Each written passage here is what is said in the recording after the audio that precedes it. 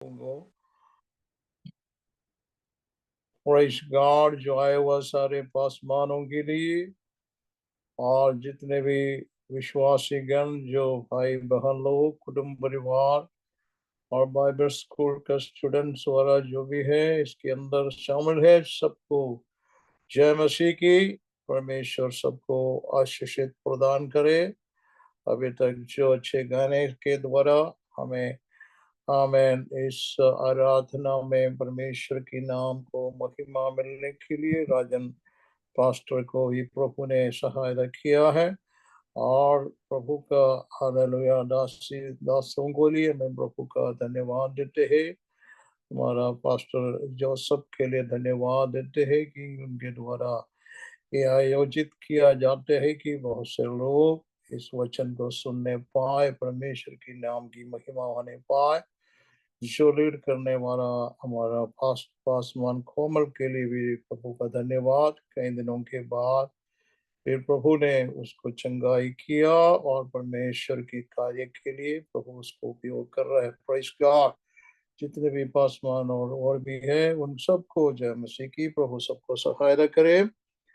आइए हम एक छोटी सी दुआ करेंगे। स्वर्गीय पिता हम धन्यवाद देते सुंदर समय के लिए। आज फिर से प्रभु जी आपके वचन के सन्मुख हम लोग इकट्ठा हुआ है सुबह के समय पर। आए हुआ हर एक लोगों के लिए हम धन्यवाद देते हैं। तेरी महिमा तेरी इच्छा हमारा जीवन में पूरा होने के लिए प्रभु तो सहायता कर। वचन से हम प्रभु शिक्षित होने के लिए आपका वचन जीवित वचन है, हमेशा स्थिर रहता है, इसलिए हम धन्यवाद देते हैं। इस वचन में लोग प्रभु जी उत्साहित होकर के आपका नाम की महिमा करने के लिए प्रभु यीशु मसीह को महिमा मिलने के लिए सहायता करना। आदर आदर महिमा हम आपको देते हैं यीशु के पवित्र नाम में, आमीन। आइए हम प्रकाशित वाक्य में जाएंगे। उसका 7 आयत में आज हम पढ़ेंगे। पिछले हफ्ते में हमने 6वां आयत को खत्म किया है। हालेलुया। 7 आयत का 1 से लेकर 4 तक कोई भी व्यक्ति हमें मुझे सुर से इस वचन को पढ़ सकता है। इसके बाद मैंने पृथ्वी के चारों कोनों पर 4 स्वर्गदूत खड़े देखे। वे पृथ्वी की चारों हवाओं को थामे हुए थे ताकि पृथ्वी या समुद्र या किसी पेड़ पर हवा न चले। फिर मैंने एक और स्वर्गदूत को जीवते परमेश्वर की मोहर लिए हुए पूरब से ऊपर की ओर आते देखा। उसने उन चारों स्वर्गदूतों से जिन्हें पृथ्वी और समुद्र की हानि करने का अधिकार दिया गया था ऊंचे शब्द से पुकार कर कहा, जब तक आधा हम एक तरह अपने टीम दिख जब तक हम अपने परमेश्वर के दासों के माथे पर मोहर ना लगा दें तब तक पृथ्वी और समुद्र और पेड़ों को हानि न पहुंचाना जिन पर मोहर दी गई। मैंने उनकी गिनती सुनी, अर्थात इज़राइल की संतानों के सब गोत्रों में से 1,44,000 पर मोहर दी गई। बस यहूदा के गोत्र में बस आगे हम फिर बाद में पढ़ेंगे। यहाँ पर जो वचन हमने पढ़ा है उसकी पहली शब्द में क्या लिखा है, इसके बाद। इसके बाद का मतलब क्या है?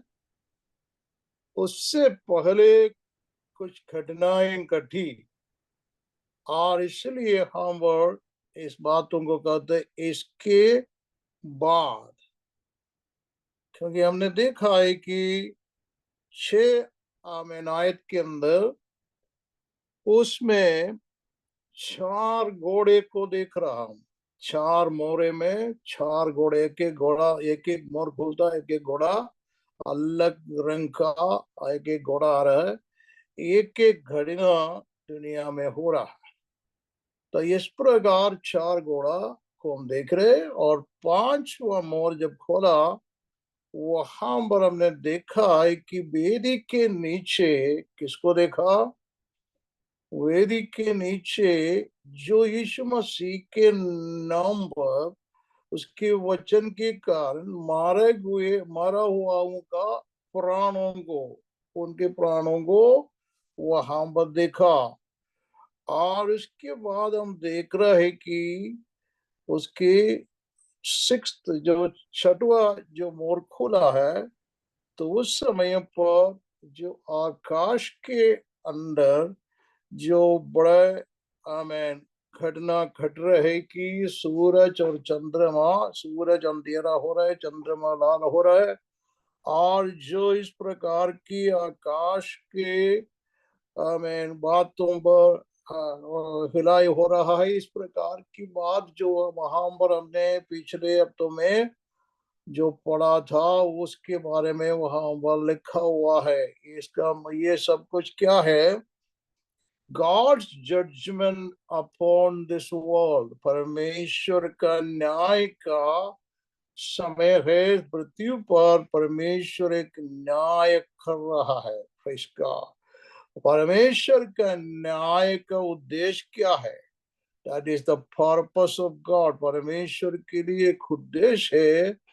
कारण क्या है कि बहुत से लोग उस दिनों में उद्धार पाओगे, क्योंकि जब इस प्रकार का बहुत कठिनाई का समय दुनिया पर आएंगे, बहुत से लोग यीशु मसीह पर विश्वास करने लगेंगे, क्योंकि उस समय पर कौन सुसमाचार प्रचार करेंगे, और इसके बारे में हम आगे देखेंगे और क्या होगा उस समय पर।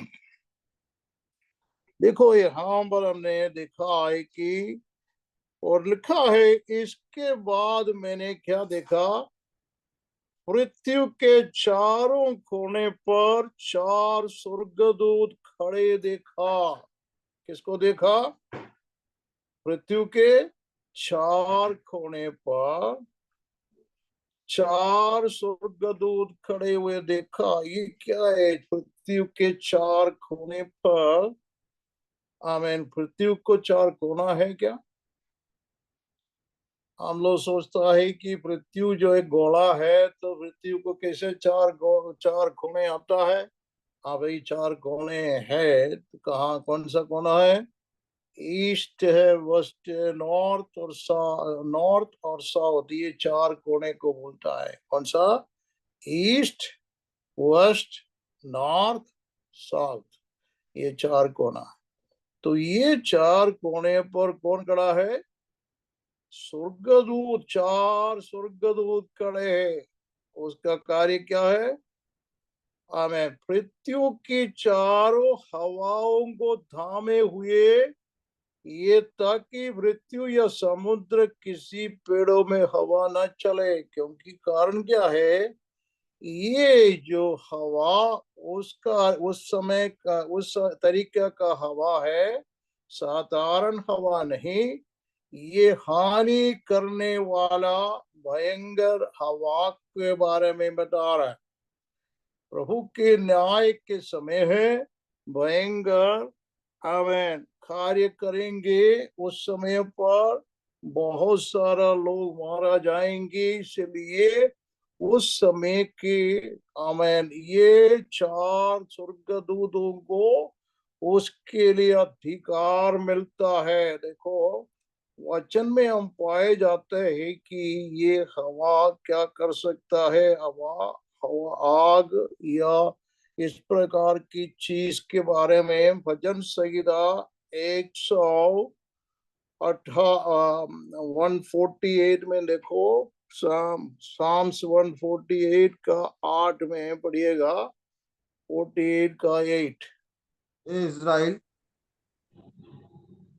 हे अग्नि और ओलो, हिम और कोरे, उसका प्रचंड मारने वाले प्रचंड ब्याह। हे क्या बोलते हैं? हे अग्नि और ओले, हे हिम और कुहरे, ये उसका वचन मानने वाली प्रचंड बयार। मतलब ये सब परमेश्वर का वचन को मानने वाला है। वचन को मानने वाला है। इसका मतलब क्या है? ये परमेश्वर इसलिए बना के रखा है कि ये हवा जो है पृथ्वी पर अभी जो हवा चल रहा है हम लोगों के लिए अच्छा रीति से कार्य होने के लिए, कार्य को चलाने के लिए हवा चला रहा है। उस समय पर जो हवा चलेंगे, जो आंधी चलेंगे या तूफान होगा, होले होगा और कोहरे होगा, ये सब कुछ क्या करेंगे? बिल्कुल न्याय का समय होगा। परमेश्वर का न्याय के लिए एक हथियार के रूप में है, परमेश्वर का हथियार है। आमीन। एक एक हथियार जो है परमेश्वर उसको उपयोग करेंगे। तो उनको उस समय पर भयंकर समय आने के समय के पहले इस प्रकार की बात हो रहा है। मगर वहां पर हम क्या दूसरे पद में क्या पढ़ते हैं? पढ़िएगा। फिर मैंने एक और स्वर्गदूत को जीवते परमेश्वर की मोहर लिए हुए पूरब से ऊपर की ओर आते देखा। तो एक उसने और स्वर्गदूत, मतलब पांचवी स्वर्गदूत क्या कर रहे हैं? जीवित परमेश्वर की मोहर लिए हुए पूर्व से ऊपर की ओर आते देखा। पूर्व से ऊपर की ओर आते देखे। उसने उन चारों स्वर्गदूतों से जिनकी पृथ्वी और समुद्र की हमें हीन करने वाली अधिकार दिया गया, हानि सॉरी समुद्र की हानि करने का अधिकार दिया गया था, उन शब्द से पुकार कर कहा। देखो, ये चार स्वर्गदूत को क्या क्या अधिकार दिया? इस पृथ्वी और समुद्र को हानि करने के लिए, बचाने के लिए नहीं, इस पर हानि करने के लिए, इस पर संकट लाने के लिए। आमेन, हालेलुया। इस प्रकार की समय के बारे में बोलता है। इसलिए जो उद्धार नहीं पाया है उस समय पर सोचेंगे, अरे यार कईयों ने मुझे ये पहले बोला था, ये इसी इसी बात है, इसलिए अभी उद्धार पाओ। तो यीशु को पुकारेगा तो उन लोगों को, आमेन आमेन, क्राइस्ट विरोधी व्यक्ति जो है उनके सेना उन लोगों को मार डालेंगे। तो इस प्रकार का कार्य उस समय पर होते रहेंगे। तो इसका मतलब है कि और ये सारे चीजों पर हानि पहुंचाएंगे। वो तीसरा पद में क्या लिखा है? यहाँ पे, जब तक हम अपने परमेश्वर के दासों के माथे पर मोहर ना लगा दें, तब तक पृथ्वी और समुद्र और पेड़ों को हानि ना पहुंचाना। आमेन। वहां पर उनको क्या लगाएंगे? मोहर। मोल लगाएंगे। कुछ ऐसा लोगों को अलग कर रहा है। क्यों अलग कर रहा है? ये सुसमाचार प्रचार के लिए है। उस समय पर सुसमाचार प्रचार करने के लिए उनको मोहर का आवश्यकता है। जब तक जो मोहर, परमेश्वर का मोहर उनके माथे पर नहीं होगा, आमीन, वो बचना मुश्किल है। इसलिए उनको मोहर लगा करके अलग कर रहे ताकि वो पूरा पृथ्वी पर जा करके सुसमाचार प्रचार करेंगे।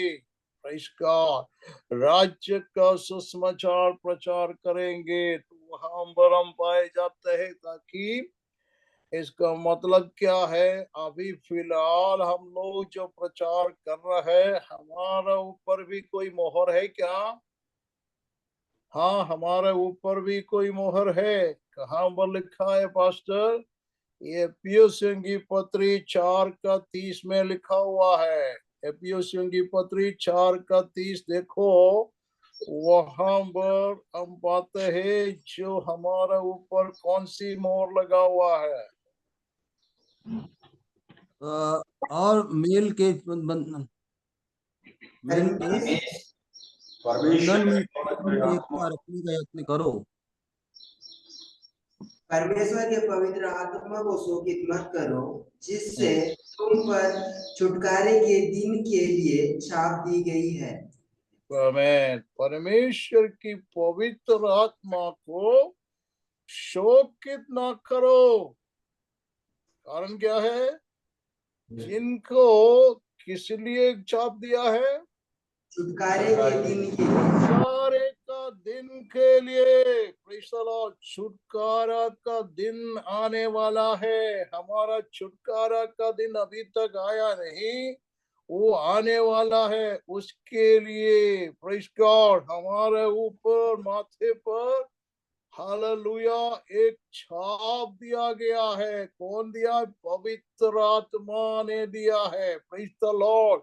पवित्र आत्मा से जिसके ऊपर छाप है, उसको खुद को मालूम है मुझ पर वो छाप लगी हुई है। मैं पवित्र आत्मा को शोकित नहीं करना चाहिए। शोक कैसे करेंगे? हालेलुया। परमेश्वर की इच्छा के खिलाफ कार्य करेगा तो पवित्र आत्मा शोकित हो जाता है। पाप करेगा तो आमीन। हमने उद्धार पाया है, पाप से हम टाटा किया है। बाय बाय, गुड बाय, तुमसे कोई मतलब नहीं है। मैं उद्धार पाया है, मेरे ऊपर वो छाप लगी हुई है, मैं पाप नहीं कर सकता। पाप जिसका हथियार है, शैतान का हथियार है। पाप जो है शैतान का हथियार है।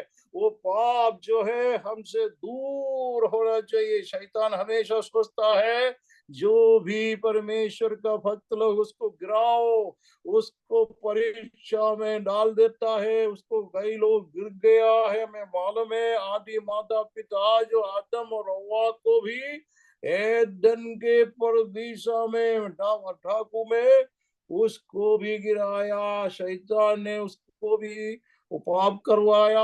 और उसके बाद सेकंड आदम जो ये परमेश्वर का एकलौता पुत्र यीशु मसीह स्वर्ग से आया, वो मनुष्य का रूप धारण करके आया। इसलिए उसको भी गिराने के लिए शैतान ने परीक्षा लाया।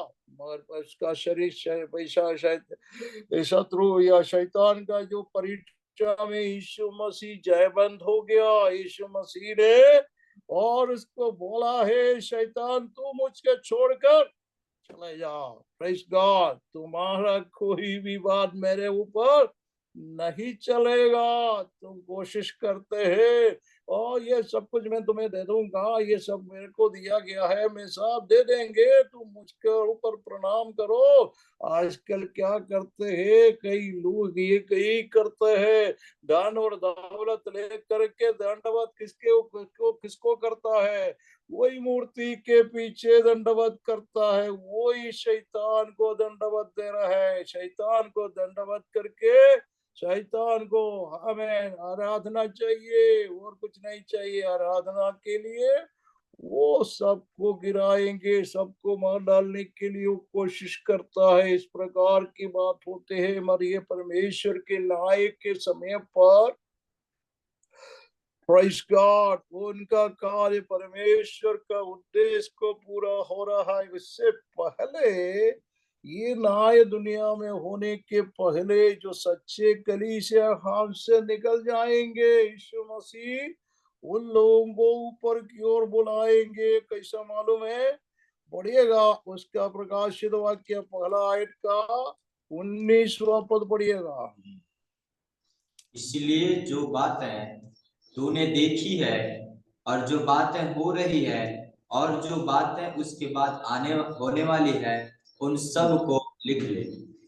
आमीन। वहां पर 3 काल के बारे में बोला है, 3 बातों को बोला है। एक जो बात है तूने देखी है। कौन सी बात देखी है उसने? यीशु मसीह का महत्व को देखा है, ग्लोरी को देखा है, ग्लोरीफाइड क्राइस्ट को उसने देखा। और यीशु मसीह एक मुख चेहरे को किस प्रकार उसने देखा? जैसा सूर्य घड़ी धूप का समय चमकता है, इस प्रकार का चमक को देख करके और उसने क्या हुआ कि उनके सामने मुर्दा जैसा गिर पड़ा। कौन? यूहन्ना जो है यीशु मसीह का अच्छा चेला था, अच्छी तरह से उनके पीछे पीछे जहां तक की यीशु के क्रूस के पास भी एक ही चेला खड़ा था और कोई नहीं था, बाकी सब भाग गया। और यीशु मसीह के क्रूस के पास वो यूहन्ना था, दूसरा अन्य स्त्री हम लोग थे और बाकी सब भाग गया था।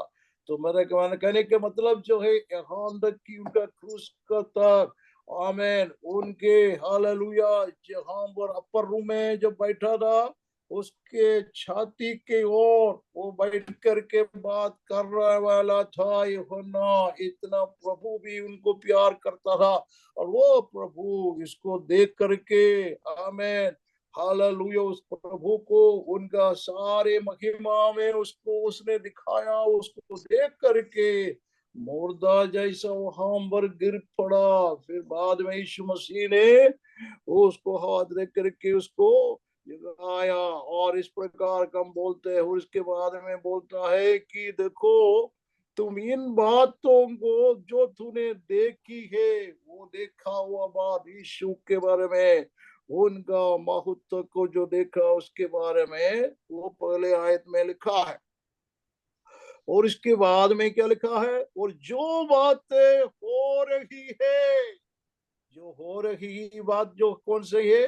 कलीसिया का बात है। कलीसिया अभी 2 या 3 चैप्टर में लिखा है। दूसरा और तीसरा चैप्टर के अंदर हम पढ़ते हैं कि 7 कलीसिया के बारे में जो शुरू से लेकर पेंतकोस्त के समय से लेकर यीशु का आगमन तक का कलीसिया का बारे में है। वहां पर जो पाए जाते हैं वो के बारे में बोलता है जो अभी हो रहे ही है। और फिर तीसरी बात यहाँ पर क्या लिखे है? या इसके बाद होने वाली है जो बात जो है, हमें दो बातें इसके बाद होने वाली है। इसके बाद जो उनके बाद कलीसिया उठा लिए जाने के बाद जो होने वाली बात जो है 4 आयत से लेकर 22 आयत तक हम पाया जाता है। Praise God. तो कलीसिया भी कहां पर है? हम लोग 7वें आयत पढ़ रहे हैं, 7वें आयत में पढ़ रहे हैं कलीसिया कहां पर है? स्वर्ग पर है, स्वर्ग में है। हालेलुया। पृथ्वी में भयंकर समय है, मतलब परमेश्वर का बड़े प्रकोप का समय है। ऐसा समय पर परमेश्वर के लोग यहाँ पर, सच्चे लोग यहाँ पर नहीं रह सकता। मर उद्धार कैसे दूसरे लोग पाएंगे?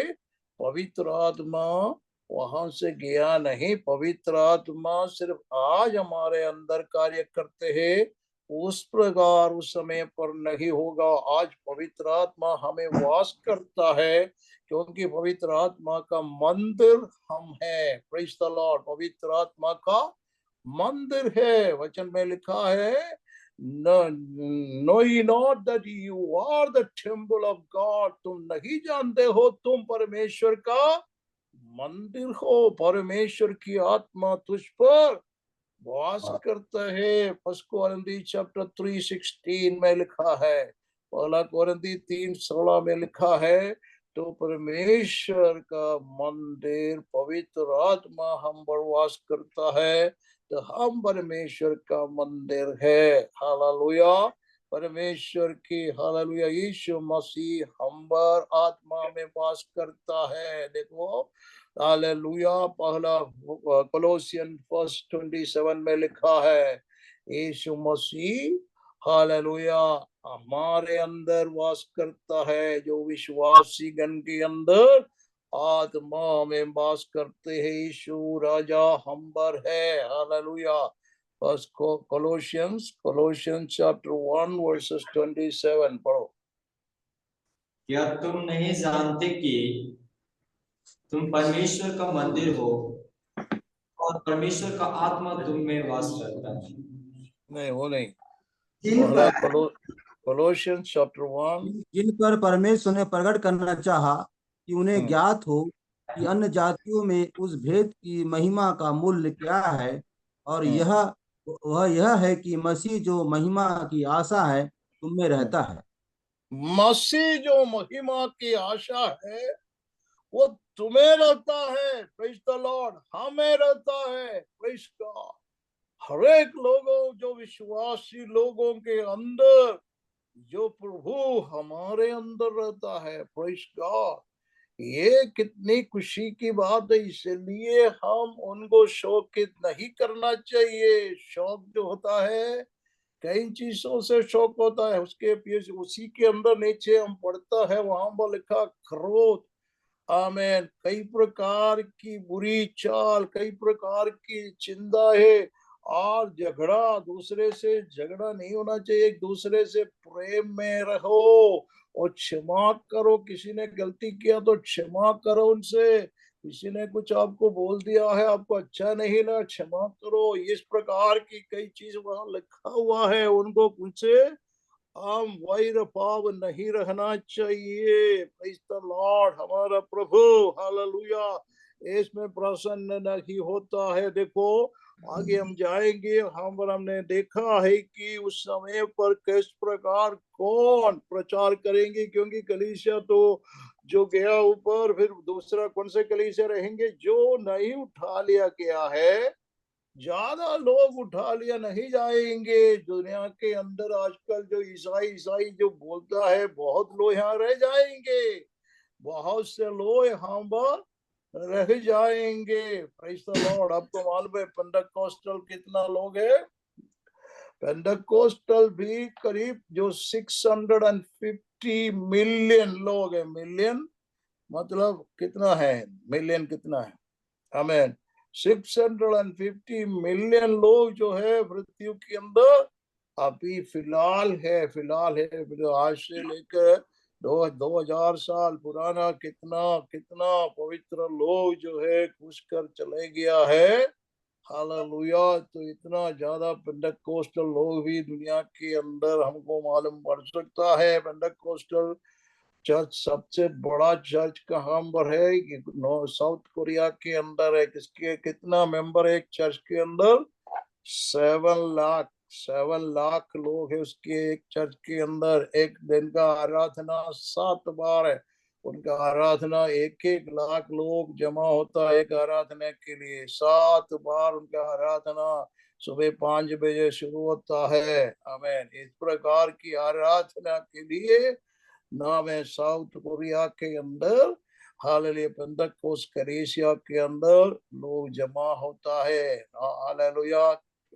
इस प्रकार के कार्य हम देख रहे हैं। हाँ, इंडोनेशिया के अंदर भी जो मुस्लिम कंट्री है, एक चर्च के अंदर करीब में 2 लाख से अधिक लोग, 2 या 3 लाख करीब उनका है।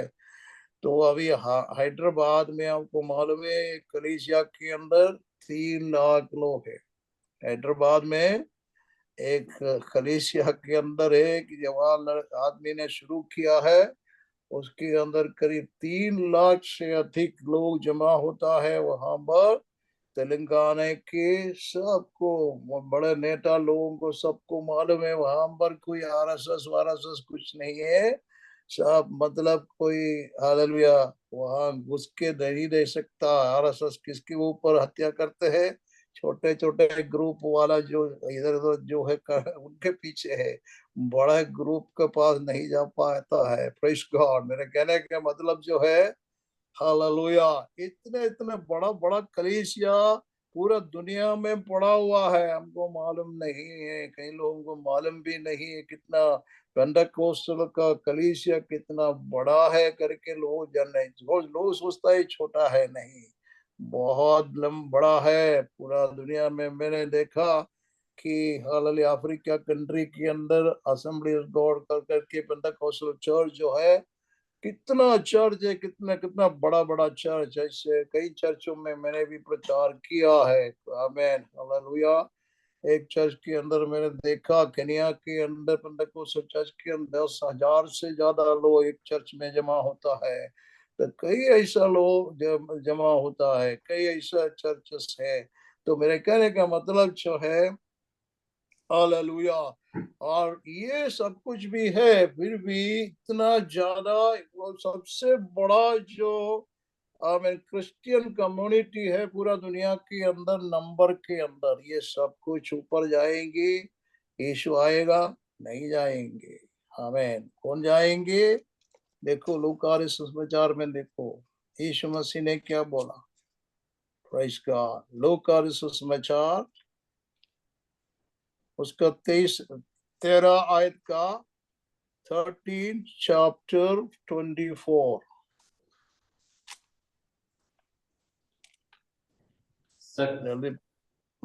के द्वार से प्रवेश करने का यत्न करो, कि मैं तुमसे कहता हूं कि बहुत से प्रवेश करना चाहेंगे और ना कर सकेंगे। सके द्वार से प्रवेश करने के यत्न करो, कि मैं तुमसे कहता हूं कि बहुत से प्रवेश करना चाहेंगे और ना कर सकेंगे। Praise the Lord. सफेद रास्ता का मतलब जो है यीशु मसीह के पीछे चलने वाला ही लोग उनके साथ उनका दुल्हन के अंदर शामिल होगा। हालेलुया। दूल्हा आकर के दुल्हन को लेने आ रहा है, दुल्हन के साथ जो शामिल होने वाला वही सफेद रास्ते से चलने के लिए जो अपने आप को निर्णय लेकर चल रहा है, उनकी कार्य में आगे बढ़ रहा है, वही चाहे कुछ भी पर हमारा पास नहीं है तो भी प्रभु के लिए समर्पित है, तो प्रभु उन पर दया करेंगे, उनको आदर देंगे, आदर समान उसको स्वर्ग में मिलेंगे, क्योंकि वो पर हमारे लिए मोर देने वाला है। कौन सा मोर हमें स्वर्ग में मिलने वाला? देखो तीसरा, आमीन, प्रकाशित वाक्य 3 आयत का 12 पद में पढ़िएगा। जो जय पाए उसे मैं अपने परमेश्वर के मंदिर में एक खंभा बनाऊंगा और वह फिर कभी बाहर ना निकलेगा, और मैं अपने परमेश्वर का नाम और अपने परमेश्वर के नगर अर्थात नई यरूशलेम का नाम जो मेरे परमेश्वर के पास से स्वर्ग पर से उतरने वाला है, और अपना नया नाम उस पर लिखूंगा। 3 नाम वहां पर माथे पर लिखा जाएगा। कौन सा है? एक तो परमेश्वर का नाम होगा, दूसरा नाम लिखा जाएगा यीशु मसीह का नया नाम होगा, तीसरा नाम होगा क्योंकि नया यरूशलेम जहां पर हम लोग रहने जा रहा है, यीशु ने कहा मैं तुम्हारे लिए क्या बना रहा है? तुम्हारे लिए जगत तैयार करने जाता हूँ। मेरे पिता के पास बहुत से वासस्थल है, मगर तुम्हारे लिए एक अलग जगह मैं तैयार करने के लिए जाता हूँ। यीशु मसीह अभी क्या कर रहा है कि हम लोगों के लिए, प्रेज़ द लॉर्ड, जो दुल्हन के लिए प्रेज़ द लॉर्ड दूल्हा घर बना रहा है, वहां पर अच्छे मकान बना रहे। किस प्रकार का मकान है करके, इस प्रकार ये वो सिटी किस प्रकार बना रहे करके इसके अंदर लिखा हुआ है। वो 21 चैप्टर में है, वो बाद में हम लोग पढ़ेंगे। आमीन। उसके आगे जब आएगा तो उसके विस्तार से हम पढ़ेंगे। वहां पर उस सिटी के बारे में पूरा उल्लेख दिया हुआ है, उनके बारे में मालूम पड़ेगा। तो ये छोटी मोटी बात, जब दुनिया की बातों को हम भूल जाएंगे, जो प्रभु हमारे लिए जो तैयार कर रहा है। Praise God. हालेलुया। हमें उसके लिए हमारा चिंता वहां की ओर होना चाहिए। अभी देखो ये हमें क्राइस्ट विरोधी आदमी जब आएंगे, वो भी उस समय का लोगों के ऊपर एक मोहर देगा करके वचन में लिखा है। कौन सी मोहर वो देगा? ये जो प्रकाशित वाक्य 13 आयत का 16 और 17 पद पढ़िएगा। उसने छोटे बड़े, धनी कंगाल, स्वतंत्र दास, सबके दाहिने हाथ या उनके माथे पर एक एक छाप करा दी कि उसको छोड़ जिस पर छाप अर्थात उस पशु का नाम या उसके नाम का अंग है, अन्य अन्य कोई लेन देन न कर सके। आमीन। वहां पर उसने एक छाप देंगे, कारण क्या है? कोई भी लोग लेन देन करना है, कोई भी सुपरमार्केट में या ग्रोसरी में जाकर के, आप दुकानों में जाकर कोई सामान लेना है, दूध लेना है या कोई भी चावल या कोई आटा, ये दाल, ये सारे कोई भी चीज लेने के लिए आप जाए, दुकान में कपड़ा लेने जाए, तो आपको छाप दिखाना पड़ेगा हाथ का या माथे पर या कहीं भी उसका आपका पास है, वो देखेंगे, पहले वो छाप देखेंगे।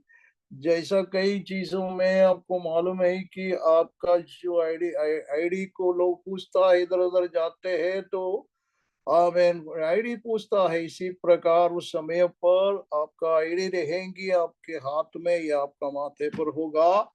तो वे सब ये आईडी के बारे में अभी अभी से हम देख रहे, दुनिया में इस प्रकार की बात अभी चल रहा है कि ये छोटी चीजों को लोगों को देने के लिए, हाथ में देने के लिए या अभी माथे पर भी देने के लिए या ब्रेन के अंदर रखने के लिए भी सबने अभी मैं उसका इन्वेस्टिगेशन कर दिया है, कर सकता है इस प्रकार की चीजों को।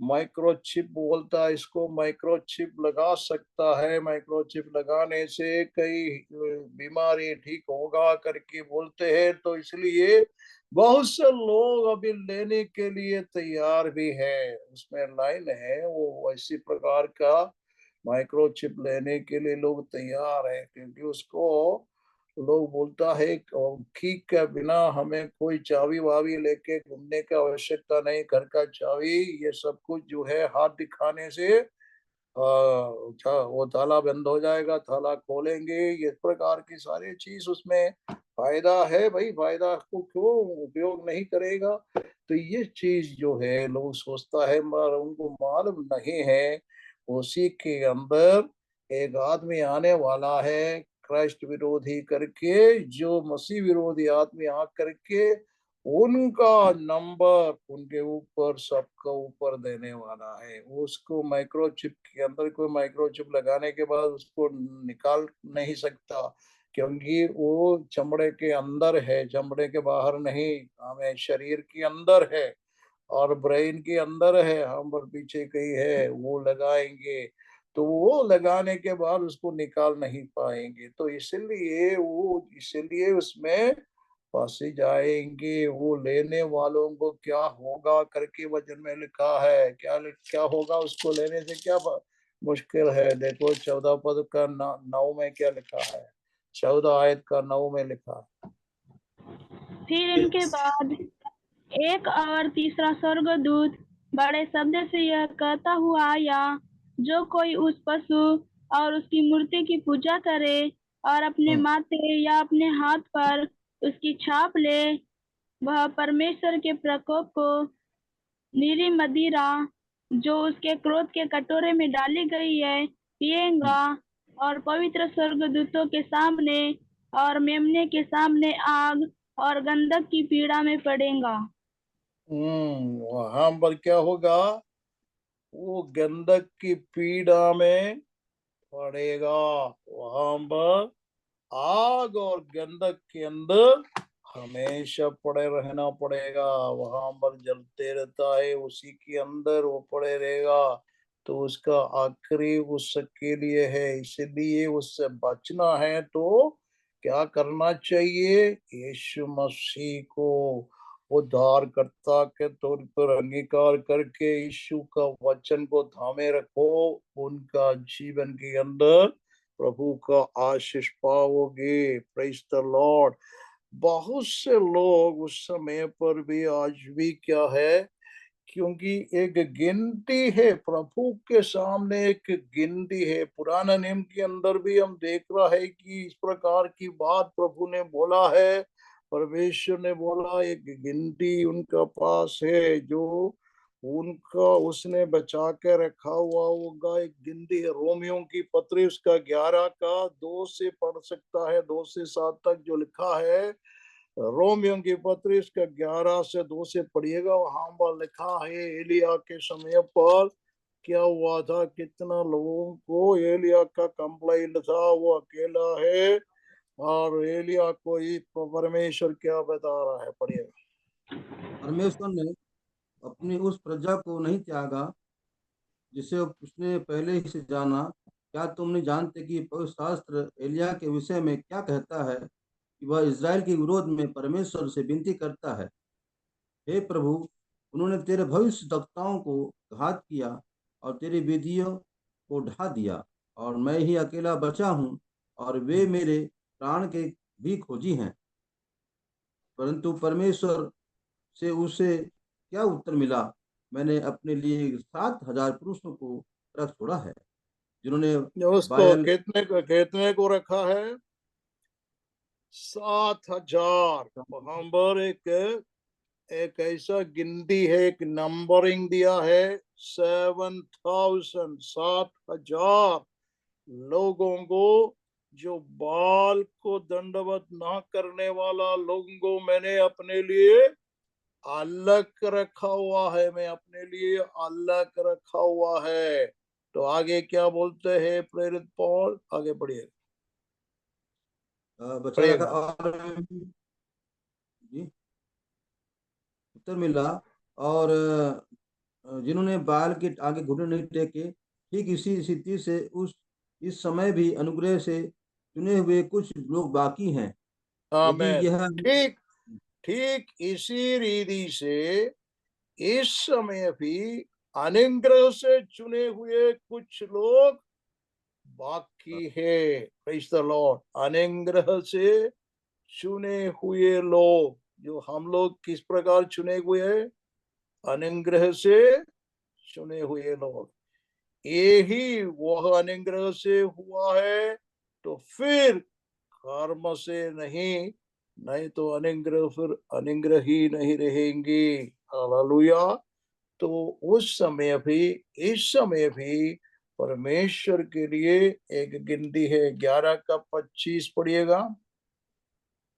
हे भाइयों, कहीं ऐसा ना हो कि तुम अपने आप को बुद्धिमान समझ लो। इसलिए मैं नहीं चाहता कि तुम इस भेद से अनजान रहो कि जब तक अन्य जातियां रीति से प्रवेश ना कर ले, तब तक इज़राइल का एक भाग ऐसा ही कठोर रहेगा। बस बस और वहां पर लिखा है कि इसलिए नहीं चाहते कि तुम इन भेदों से अज्ञान हो, जब तक अन्य जातियों पूरी रीति से प्रवेश न कर ले। पूरी रीति से मतलब एक संख्या को वहां पर बताता है। मतलब देयर इज ए, क्या में रेमिनेंट बोलता है इंग्लिश के अंदर, रेमिनेंट बोलता है एक छोटी सी संख्या है, छोटी नहीं बल्कि एक संख्या है। वहां पर वो पूरा हो जाएगा, तब तुरही पूखेगा। वो संख्या प्रभु के हाथ में है, परमेश्वर के पास वो संख्या है। वो संख्या जब पूरा होगा तो आमेन, यीशु आकर के हालेलुया अपने लोगों को लेगा। मगर सुसमाचार उस वहां पर भी खत्म नहीं होगा। फिर भी ये 7 साल जो पूरा दुनिया के अंदर बड़ा संकट का समय, भयंकर समय होगा करके वचन में जो पाया जाता है इसराइल के लिए खास और करके, और पूरा दुनिया में संकट का समय होगा। यीशु ने स्वयं बोला है। देखो उसका मत्ती 24 में 24 का 21 में क्या लिखा है? क्योंकि उस समय ऐसा भारी क्लेश होगा कि जिस जगत के आरंभ से न अब तक हुआ और न कभी होगा। जगत से आरंभ से जो भारी क्लेश हुआ, और उसके बाद ऐसा होगा, अब उसके बाद में कभी नहीं होगा। तो इस प्रकार का समय उस समय पर रहेंगे। दानिएल 12 का 1 में क्या लिखा है? जी बाइबल स्टूडेंट जल्दी जल्दी पढ़ सकता है, तुम लोग तो छोटे कि ये बड़े उम्र वालों को पढ़वाने के लिए कोशिश मत करो। पढ़ो पढ़ो। उसी समय मिकायल नामक बड़ा प्रधान, जो तेरे जाति भाइयों का पक्ष करने को खड़ा रहता है, वह उठेगा। तब ऐसे संकट का समय होगा जैसा किसी जाति के उत्पन्न होने के समय से लेकर अब तक कभी न हुआ न होगा। परंतु उस समय तेरे लोगों में से जितनों के नाम परमेश्वर की पुस्तक में लिखे हुए हैं वे बच निकलेंगे।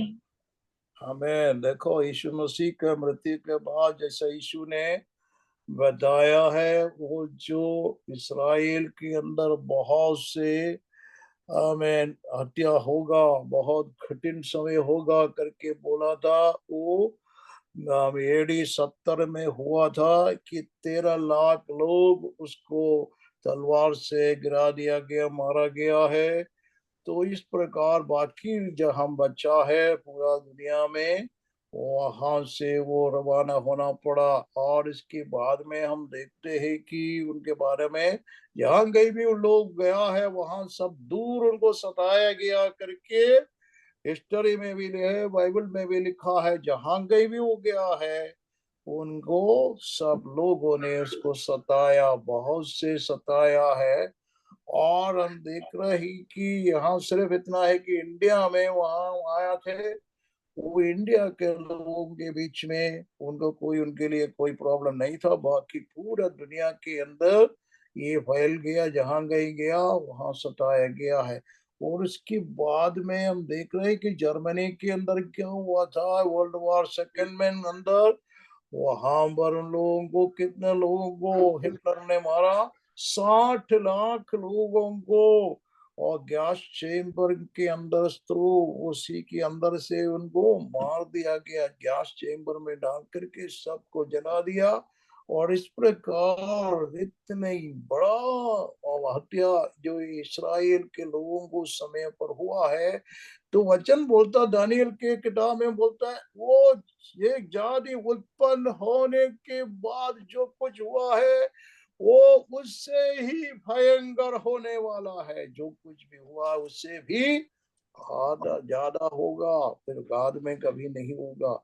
तो ये बात जो है 7 साल के समय के अंदर जो एंटी क्राइस्ट जो दुनिया में शासन करेंगे, जो क्राइस्ट विरोधी करेंगे, उस समय पर इस प्रकार की चीज सिर्फ इस्राएल में नहीं पूरा पृथ्वी पर रहेंगे। ताकि पृथ्वी पर अंदर क्या होगा, परमेश्वर का प्रकोप, परमेश्वर का तलवार, आंधी तूफान और इस प्रकार की बात, लड़ाई और झगड़ा पूरा दुनिया में युद्ध होगा, या भयंकर लड़ाई होंगे। इस प्रकार की चीज उस समय पर भी बहुत ज्यादा होगा। इन दिनों में भी हम क्या देख रहे हैं, इस्राएल के खिलाफ उनके सारे लोग जो है, उनके आस पास के सारे लोग उनके खिलाफ में खड़ा हुआ है और इस्राएल उनसे साथ लड़ाई करते ही जा रहा है।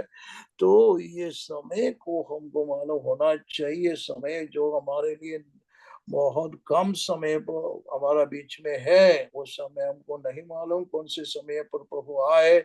मानो समय बहुत निकट आते जा रहे हैं। वो उस दुनिया के अंदर की बातों को देखते हुए हमें ये सब कुछ मालूम कर सकता है। Praise the Lord. यहाँ पर हम बोलते उस समय पर, ये 7 साल के अंदर वहां पर कौन प्रचार करने वाला है। देखो उसका 11 आयत के अंदर उसका 3रा पद में क्या लिखा है, रेवलेशन 11:3।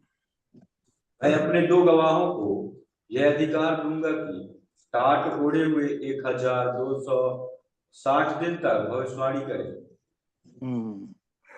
वहां पर लिखा है कि 2 गवाहों को परमेश्वर ने अधिकार देगा। वो 3.5 साल तक, हमें 3.5 साल, मतलब जो ये भयंकर संकट का समय का शुरुआत है, सब 3.5 साल। तो उस समय पर वो क्या करेगा, ओढ़ बांध कर प्रचार करते रहेंगे। और हालेलुया, वो यहूदियों इस्राएलियों के बीच में रहेंगे और यरूशलेम और उनके आसपास की जगह पर लोग जो है और प्रवचन करते भविष्यवाणी करते रहेंगे, तो उनके लिए होगा। और उनके अभी जो हम लोग जो पढ़ रहे हैं उनके बीच में से, इस्राएलियों के बीच में से, आमीन, कितना लोगों को अलग कर रहा है, कितना लोगों को मोहर लगा रहा है। हालेलुया। 12,000 करके कितना लोगों को मोहर लगा रहा है। 1,44,000। आमीन। 144,000। आमीन। 1,44,000 लोग जो है उसके लिए मोहर लिया जाएंगी, वो प्रचार में निकलेंगे। अरे भाई, ये इस्राएली लोग क्यों पूरा दुनिया में जाएंगे? क्योंकि हमको मालूम है कि प्रभु ने पहले जो 12 चेलों को चुना, कहाँ से चुना था? यहूदी लोगों में से चुना है। यहूदी लोगों के बीच में से ये 12 चेलों को चुना था।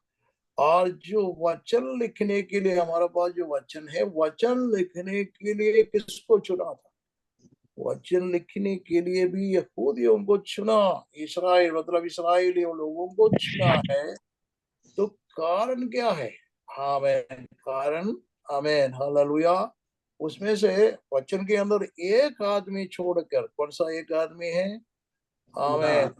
अन्य अन्य ऐसा अन्य जातियों में से आया हुआ एक आदमी है, लूक है, उसको बोलता है लूका। आमीन। जिसने सुसमाचार लिखा है और प्रेरितों का काम लिखा है। तो लूक का छोड़ करके बाकी सब ने, जो आमीन, इस्राएलियों से परमेश्वर ने चुना है। तो अभी भी ये समय पर भी कौन सी समय है? ट्रबलेशन बोलता है, या महोद्र बोलता है, संकट के समय बोलता है। और ये समय पर किन लोग प्रचार करेंगे? यहूदियों में से, क्योंकि आमीन, जो कलीसिया मतलब अन्य जातियों का जो कलीसिया का समाप्त हो गया, उन लोगों को जिसको प्रभु लेना है उन लोगों को ले लिया। बाकी जितने बचा है सब लोग जो मिलकर के पोप के नीचे रहेंगे, पोप भी रहेंगे पोप के नीचे, बाकी लोग सब रहेंगे। और पोप जा करके मुस्लिम और हिंदू और ये सारे लोगों को उसके नीचे, मतलब एक बड़ा में रिलीजन बनाएंगे। वर्ल्ड रिलीजन बोलता है इसको, वर्ल्ड रिलीजन। अभी पोप आ रहा है, इंडिया में आ रहा है। और पोप का उद्देश्य क्या है? और वहाँ हिंदू लोगों को भी उनके साथ मुलाकात करो, जैसा वो इस्लामिक लोगों को करा था वहाँ पर अबू धाबी में जाकर के। तो उसके साथ एग्रीमेंट द्वारा लिखा था, सब कुछ किया है। तो मेरे ख्याल से अभी दिल्ली आएगा तो शायद यही करेगा, वो एग्रीमेंट वगैरह करेंगे हिंदुओं से, हिंदू लोगों के साथ। क्योंकि उनका तो कार्य तो वही है, उनको तो सत्य वचन को नहीं थामना है। सत्य वचन, और लोग अभी अलग अलग जो बाइबल निकला है, आपको मालूम है चाइना में ऑलरेडी बाइबल तो बहुत ज्यादा अभी प्रचार हो गया। वो चाइना कम्युनिस्ट जो गवर्नमेंट है, बाइबल को निकाला है, क्योंकि जो सत्य वचन को घुमा फिरा करके यीशु मसीह के बारे में उल्टा सीधा लिखवाया, उसके अंदर वो प्रिंट करके सबको दे दिया। देखो, पढ़ो, इसके अंदर पढ़ो, ताकि लोग सोचेंगे यीशु मसीह भी आमीन पापी व्यक्ति है। जो पावनी स्त्री को यीशु के पास जब लेके आया, तो यीशु ने उनको बोला है, भाई जिसने दोष जिसने जो पाप नहीं किया है वो इनके ऊपर क्या है, पत्रवाह करो। और सब किसी ने पत्रवाह नहीं किया, सब लोग चले गया। तो आखिरी में और स्त्री बचा, स्त्री जैसा उनका नया बाइबल में उसने ऐसा लिखा है कि यीशु ने बोला, मैं भी पापी हूँ, मैं भी पापी हूँ। यीशु ने ऐसा बोला नहीं। यीशु ने ऐसा उनको बोला, तुम पाप मत करो, तुम पाप मत करो।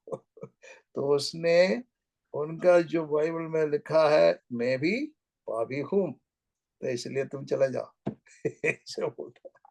ये जो चीज जो है यीशु को पापी करके बताने के लिए वो लोग घुमा फिरा करके बाइबल निकाला है।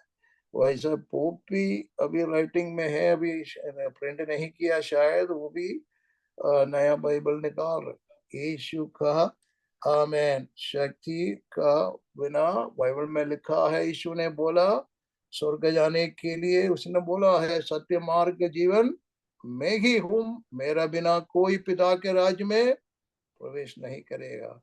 मैंने सुना है कि पोप इसको उल्टा लिखवा रहा है कि नहीं, स्वर्ग जाने के लिए और भी रास्ता है, कई रास्ता है, कई अपने अपना जो रिलीजन है उसके द्वारा जा सकता है। वो पहले भी बोला था इस बात को। मेरे कहने का मतलब जो है, तो एक वर्ल्ड रिलीजन आने वाला है, लोगों को फरमाएंगे, मालूम नहीं पड़ेगा सच कौन है झूठ कौन है। इस दिनों में वही चल रहा है, यही बात हो रहा है। तो इसलिए सच्चाई पर खड़े रहना, बाइबल भी हम कौन सा पढ़ना चाहिए, सत्य बाइबल को पढ़ना चाहिए। Praise the Lord. बहुत झूठे बाइबल निकला हुआ है, शैतान का खेल तो हुई है, शैतान यही चाहता है। उसने बहुत कोशिश किया इस बाइबल को खत्म करने के लिए, खत्म नहीं हो सकता। उनको मालूम है जितने भी उन लोग कोशिश किया है उतने ही फेल हो गया। इसलिए अच्छा है कि वो झूठ झूठ फैला रहे हैं, वो लोगों को मालूम नहीं पड़ेगा। तो ये चीज हो रहा है दुनिया के अंदर, इसलिए हम सावधान रहना चाहिए। वो वचन को थामे रखो, वचन को पढ़ते रहो, और सच्चे सच्चे वचन हमारा हाथ में होना अवश्य है। Praise the Lord. हालेलुया। ये हालेलुया। इसके बाद मैंने क्या बोला, तो इनके बाद में तीसरा लोग, पहला हमने जो पढ़ा था फर्स्ट ग्रुप में 2 लोगों को इसराइल में होगा, पूरा सेकंड में पूरा दुनिया के अंदर आमीन कितना लोगों को 1,44,000 लोग। और इसके बाद तीसरा ग्रुप होगा उस समय पर, यह 7 साल में प्रचार करने वाला। 14 आयत का 6 पद में देखो क्या लिखा। समय खत्म होने वाला है, जल्दी से पढ़िएगा। फिर मैंने एक दूत को आकाश के बीच में उड़ते हुए देखा, जिसके पास पृथ्वी पर के रहने वालों की हर एक जाति और कुल और भाषा और लोगों को सुनाने के लिए सनातन सुसमाचार था। उनके पास क्या था? सनातन सुसमाचार। सनातन सुसमाचार। आगे पढ़ो, क्या क्या वो बोलता है। उसने बड़े शब्द से कहा, परमेश्वर से डरो और उसकी महिमा करो, क्योंकि उसके न्याय करने का समय आ पहुंचा है। और उसका भजन करो, जिसने स्वर्ग और पृथ्वी और समुद्र और जल के सोते बनाए। आमीन। देखो, ये जो स्वर्गदूत लोग जो पूरा पृथ्वी पर जा करके और लोग हवा में उड़ते हुए और ये बातों को बताएंगे, तो कितने लोग उतार पाएंगे। Praise the Lord. जो लोग नहीं बोल सकता, हमने कभी नहीं सुना है। देखो, इसलिए यीशु ने बोला है कि मत्ती 24 के अंदर 14 पद में क्या लिखा है, 14 पद में लिखा है, क्या लिखा है, वो राज्य का ये सुसमाचार सारे जगत में प्रचार किया जाएगा कि सब जातियों पर गवाह होगे, तब अंत आएगा। तो अंत जो है उस समय पर आएगा, मतलब यीशु मसीह दोबारा पृथ्वी पर उतर आएंगे उस समय पर। Praise the Lord. उससे पहले हालेलुया कलीसिया उठा लिया जाने के लिए ये कोई आमेन वचन का नहीं, ये जो वचन जो हमको मालूम होना चाहिए, वचन प्रभु ने क्यों बोला है, पृथ्वी के रहने वाला सारे लोगों को एक अवसर परमेश्वर दे रहा है कि कलीसिया उठा लेने के बाद भी जो कलीसिया जब मैं बोल रहा हूँ दुल्हन के अंदर जो लोग हैं उसको उठा लिया जाएगा। उसके बाद में बाकी बहुत से लोग बच जाएंगे, उनके बीच में भी इस प्रकार का सुसमाचार फैला जाएंगे। तो उस समय पर जो बचना चाहे तो बचेंगे, मगर जो है उस समय पर क्या होगा, भयंकर जो आमेन, जो क्राइस्ट विरोधी का मतलब जो मसीह विरोधी व्यक्ति, उनका जो जितने भी मिलिट्री है वो सब इस प्रकार के लोगों को मार डालेंगे, तलवार से या कुछ भी या राइफल से मार डाल देंगे। इस प्रकार की बात उस समय पर होंगे।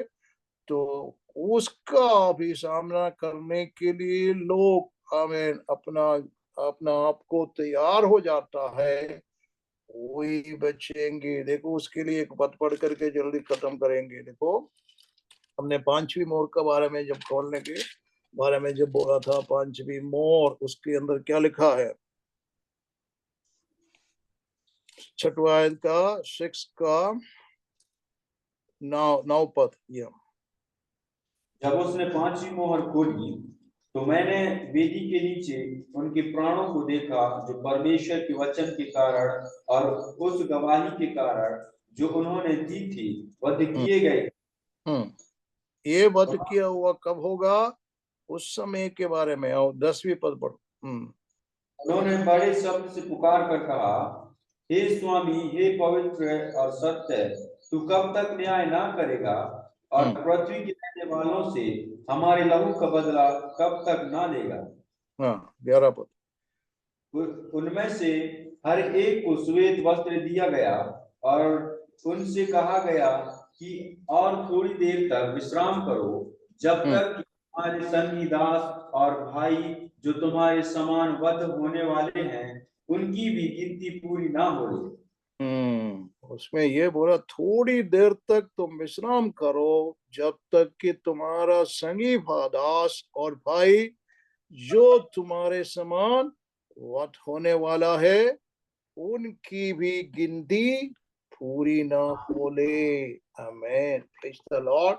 उस समय पर जो उद्धार पाने वाला लोगों का भी एक संख्या है वो पूरा हो जाए, तब तो हालेलुया, तो परमेश्वर उनको भी बचाएंगे। उनके बारे में हम आगे पढ़ेंगे, प्रभु का इच्छा हो आने वाला समय अगले हफ्ते में फिर से हम इसको आगे पढ़ेंगे। हालेलुया। जो आज जितने भी लोग इस लाइन के अंदर इस वचनों को सुना है, आमीन, मैं आशा करता हूं कि आपको जो बात मैंने आपको बोला है आपको समझ में आया होगा। तो जो वचन आप लोग पाते हैं वो दूसरों को भी आप हमें शेयर करने की कोशिश करें। और इसके अंदर जो हमारा जब आसमान जोसफ ने इसको वीडियो को हमें रिकॉर्ड कर